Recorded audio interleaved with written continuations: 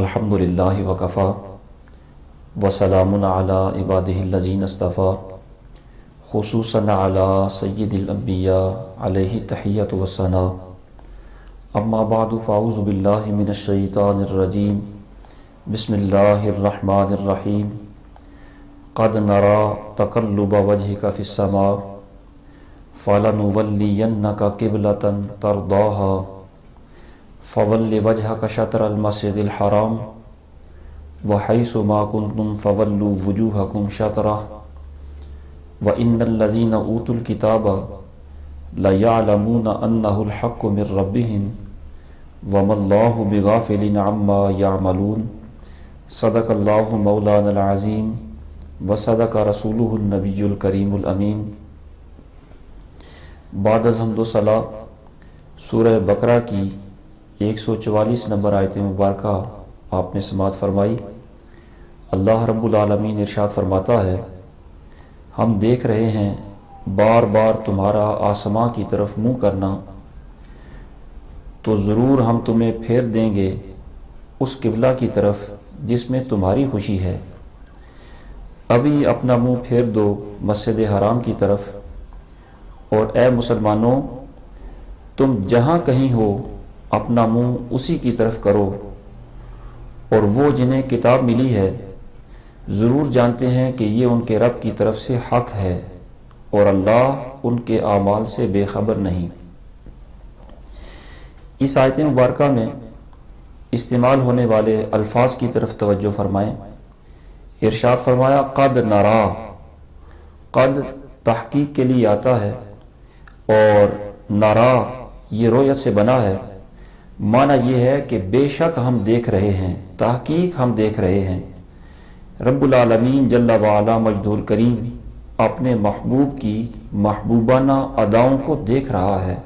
فرمایا تحقیق ہم دیکھ رہے ہیں، تقلبہ بار بار پھرنا، وجہ کا وجہ سے ویسے تو ذات اور جسم بھی مراد ہوتا ہے، لیکن یہ اپنے حقیقی معنی یعنی اس کا جو حقیقی معنی چہرہ ہے اس میں استعمال ہوا ہے، یعنی آپ کے چہرے کا بار بار آسمان کی طرف پھرنا ہم دیکھ رہے ہیں۔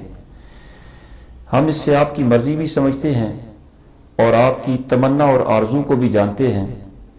پھر فرمایا فَلَنُوَلِّيَنَّكَ، یہ لفظ تولا سے بنا ہے، اس کا معنی ہے والی بنا دینا، پھیر دینا، قریب کر دینا۔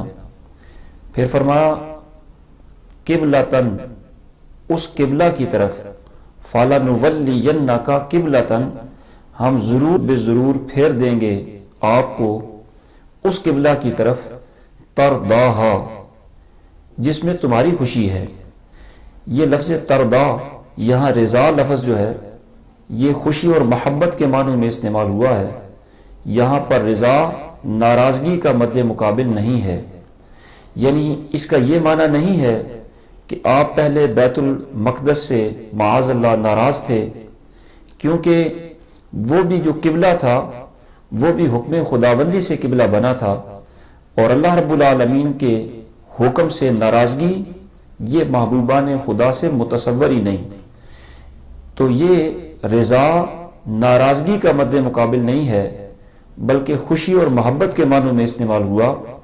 اب مطلب یہ ہے کہ اگرچہ آپ بیت المقدس کے قبلہ ہونے سے بھی راضی تھے، مگر آپ کی زیادہ خوشی یہ تھی، زیادہ چاہت یہ تھی کہ بیت اللہ شریف، کعبہ شریف یہ قبلہ بنے۔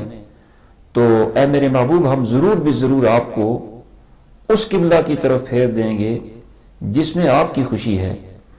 پھر فرمایا فَوَلِّ وَجْهَكَ شَطْرَ الْمَسْجِدِ الْحَرَامِ، ابھی اپنا منہ پھیر دو مسجد حرام کی طرف۔ یہاں پر لفظ شطر اس کے دو معنی ہوتے ہیں۔ شطر کا معنی حصہ، جز، نصف یہ بھی ہوتا ہے، اور شطر کا معنی طرف اور سمت بھی ہوتا ہے۔ یہاں پر لفظ شطر طرف اور سمت کے معنی میں استعمال ہوا۔ پھر فرمایا مسجد حرام، یہ وہ مسجد ہے جو مکہ معظمہ میں واقع ہے، اور اس کے درمیان میں کعبۃ اللہ ہے۔ اس مسجد کی حرمت اور تعظیم یہ ہے کہ اس میں یا اس کے ارد گرد شکار کرنا بھی بے ادبی ہے اور وہ حرام ہے۔ یعنی حضور صلی اللہ تعالیٰ علیہ وسلم کو یہ کہا جا رہا ہے فَوَلِّ وَجْهَكَ شَطْرَ الْمَسْجِدِ الْحَرَامِ کہ اے میرے محبوب آپ کی چونکہ رضا یہ ہے کہ یہ کعبہ قبلہ بن جائے، تو ہم یہ حکم دیتے ہیں کہ آپ ابھی اپنا رخ اقدس مسجد حرام کی طرف کر لیجئے، کیونکہ وہ آپ کو محبوب ہے، وہی اللہ رب العالمین نے قبلہ بنا دیا ہے۔ پھر فرمایا وَحَيْثُ مَا كُنْتُمْ اور اے مسلمانوں تم جہاں کہیں بھی ہو، دریا میں ہو یا خشکی پر، فضا میں ہو یا غار میں، مشرق میں ہو یا مغرب میں، شمال میں ہو یا جنوب میں، آبادی یا صحرا میں، غرضے کے جہاں کہیں بھی ہو، نماز میں اپنا رخ مسجد حرام کی طرف کر لو، کیونکہ یہ میرے محبوب نبی کا محبوب قبلہ ہے، تم پر یہ لازم ہے کہ تم بھی اسے محبوب جانو۔ فرمایا فَوَلُّوا وُجُوهَكُمْ شَطْرَهُ تم بھی اسی قبلہ کی طرف، میرے محبوب کے پسندیدہ قبلہ کی طرف منہ کر کے نماز پڑھو، یعنی چونکہ یہ میرے محبوب کا پسندیدہ ہے اس لیے صرف انہی کا محبوب نہ رہے، تمہیں بھی اسے محبوب جاننا لازم ہے۔ پھر فرمایا کہ وَإِنَّ الَّذِينَ أُوتُوا الْكِتَابَ لَيَعْلَمُونَ أَنَّهُ الْحَقُّ مِنْ رَبِّهِمْ وہ جنہیں کتاب دی گئی وہ ضرور جانتے ہیں کہ یہ حق ہے ان کے رب کی طرف سے۔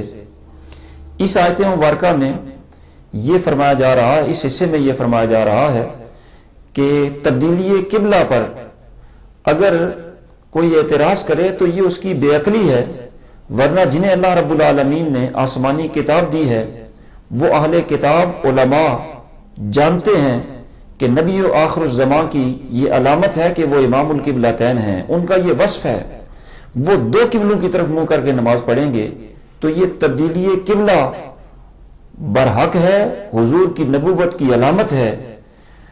گزشتہ انبیاء کرام نے بھی اس کے متعلق خبر دی ہے، تو فرمایا کہ اہل کتاب، ان کے علماء، ان کے پڑھے لکھے لوگ جانتے ہیں کہ یہ تبدیلی قبلہ برحق ہے۔